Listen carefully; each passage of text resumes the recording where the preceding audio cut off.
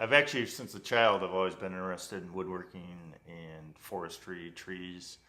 And I can remember as a 5 or 6 year old boy going out to the woods at my grandfather's farm in Indiana. And he'd point out all the trees. This is a sycamore, sassafras, this is an oak. And to me, growing up in the city in Elkhart, it was magical being out there in the woods. You know, it was just a great place. Actually, we moved here from Illinois, and then we bought 20 acres here. It's mostly wooded. My son was in high school, and it's like, to get him a job and get him earning some money, I'll just start cutting other people's logs, and ended up making the mill or not portable, but kind of permanently mounted out here. We built a little shelter over it, and then we started just to sell a little bit of lumber here and there, and word just kind of spread, and we sold more lumber, and so then we bought a kiln, started drying it, bobcat to move logs with. Eventually we put up this building, added on to this building, put up another building back here, the Quonset building. Then we started buying shop equipment, general woodworking equipment, started going into that direction as well. And then we took the old horse barn over here and converted it into a lumber building. And I've learned a lot through the process. I just kind of had vague ideas from shop class and stuff I've learned through the years. But then I've taken a lot of classes, seminars. I've traveled around Iowa, Minnesota, Indiana, Illinois. Just basically devoured any kind of woodworking book or magazine article I could find on the internet.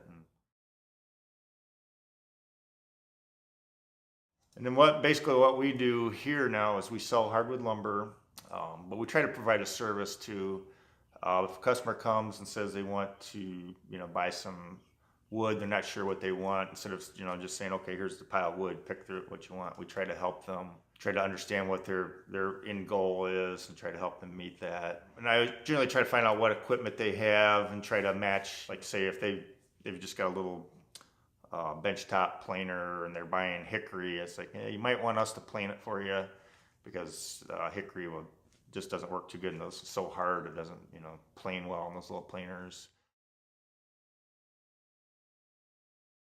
Then we can also provide service if somebody buys lumber, they don't have a planer, we can plane it for them. We can put a straight line rip on one edge, which is really handy because then you can take your lumber when you get back to your house and you can match it right up on your fence or your table saw, and you can just go from there. It's really frustrating to get rough sawn lumber and not be able to work with it unless you get the equipment. We also do, besides sales of hardwood lumber, we do sales of live edge slabs, mainly walnut, but we also do hickory, cherry, maple, and some other species. And they can range in, from 12 inches wide to 54, 60 inches wide, big tabletop slabs of walnut or whatever species. We can flatten them, we can sand it. We've had people where they really like a piece of wood, like a slab of wood, but it's just not wide enough. They want it a little bit wider. So we can rip it down the middle, add regular lumber into the middle. You can even add a different species. We've done that before. Like we'll put some contrasting species in the middle, glue it all back up, and then you can hardly even see where the glue lines are, and it just looks like the regular natural live edge slab. Then the other aspect we do is shop work in here, where we make different things like butcher block countertops. We got one there. We got a hickory countertop. We got a hickory live edge slab over there and a walnut live edge slab over here that we're all working on. We make different tabletops, stair treads, countertops, fireplace mantles, basically anything with wood.